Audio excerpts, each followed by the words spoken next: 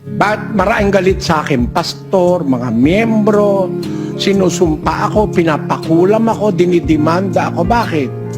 May ginawa ba akong masama? Wala akong isang Pilipinong ginawa ng masama. Tandaan mo yan, kapatid na silin. Wala akong sinakta na Pilipino, na pisikal, na aking tinaga. Wala ako. Buti pa nga si Pedro, nakapanaga ako. Hindi eh. No? Wala akong isang Pilipinong inapi na nanghingi sa akin, di ko binigyan. Wala akong natatandaan.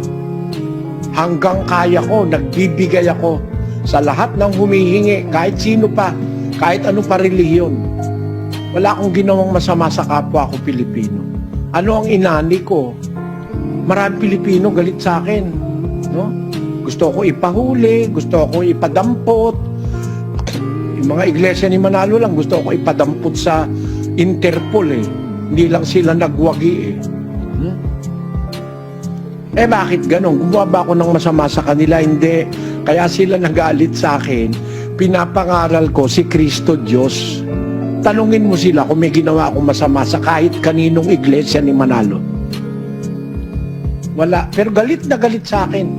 Sabi nung isang kapatid nating dating iglesia ni Manalo, kasama po ay kaako, Brother Eli, sa dumudurog sa pagkatao mo.